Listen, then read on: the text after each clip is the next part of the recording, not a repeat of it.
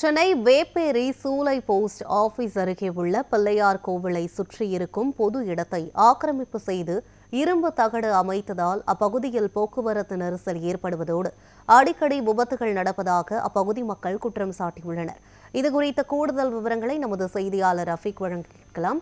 ரஃபீக், நீங்க தற்போது இருக்கக்கூடிய அந்த இடத்தை ஆக்கிரமிப்பு செய்த நபர்கள் யார் என்ற விவரம் தெரியுமா? அதோடு சேர்த்து பொதுமக்கள் எந்த அளவுக்கு சிரமங்களை அங்க தினமும் சந்திச்சுட்டு இருக்காங்க, எவ்வளவு விபத்துகள் இதுவரை அங்க ஏற்பட்டிருக்கு, என்ன கருத்துக்களை பொதுமக்கள் முன்வைக்கிறாங்க, என்ன கோரிக்கைகளை முன்வைக்கிறாங்க, விவரங்களை சொல்லுங்க.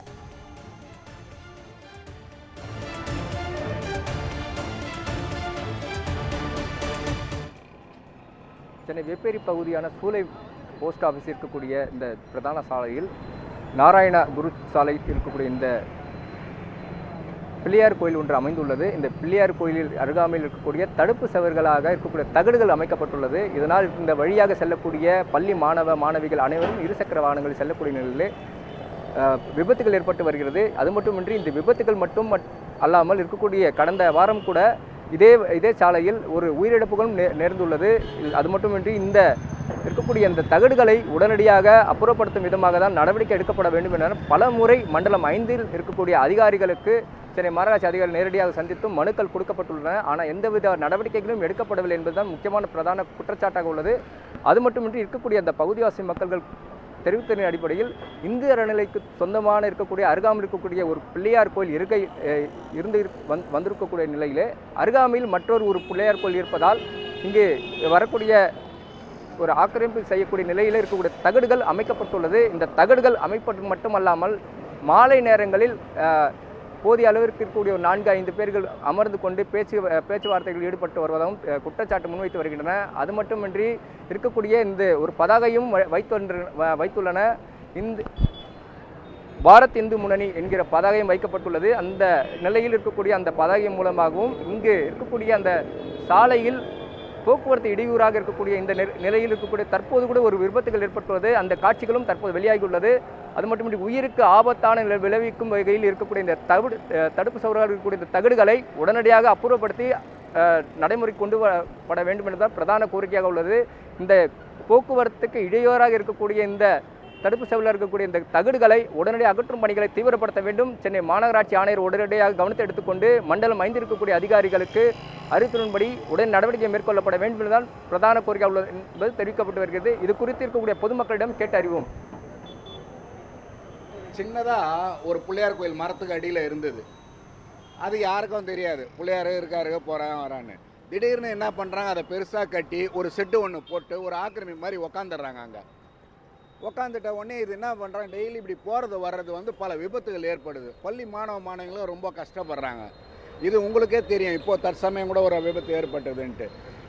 நீங்கள் இதை பண்ண நடவடிக்கை எடுக்கணும்னு தான் இங்கே இருக்கிற பொதுமக்களுடைய கோரிக்கை. இதை முதல்ல செய்தால் நல்லாயிருக்கும்.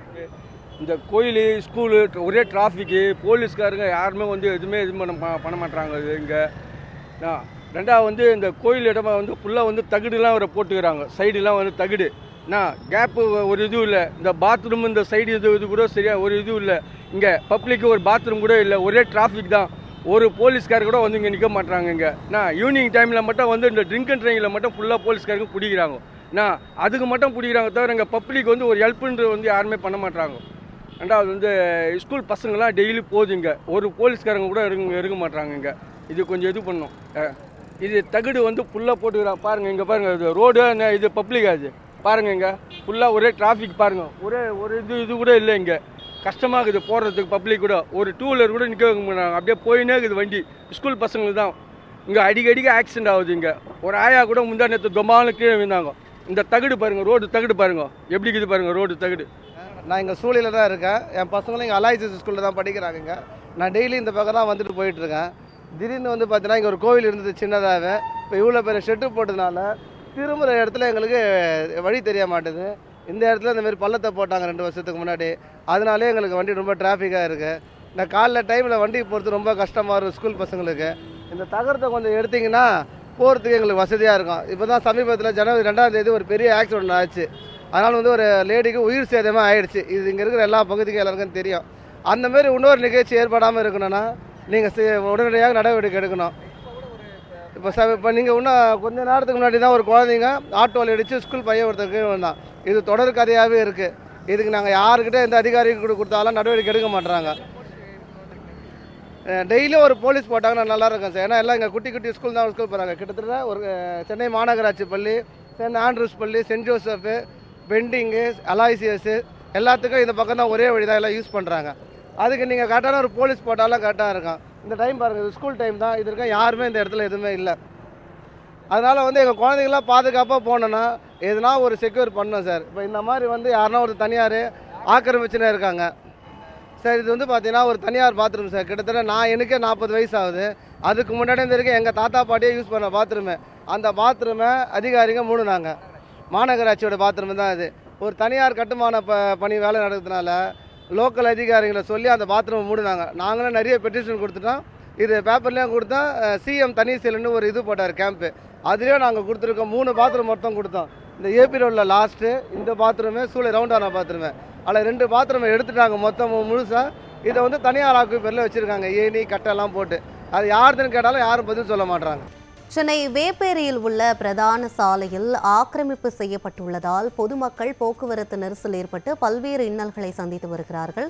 இது தொடர்பான முழு தகவல்களையும் பொதுமக்களினுடைய கோரிக்கைகள் மற்றும் கருத்துக்களை நேரலையில் பதிவு செய்தமைக்கு நன்றி ரஃபீக்.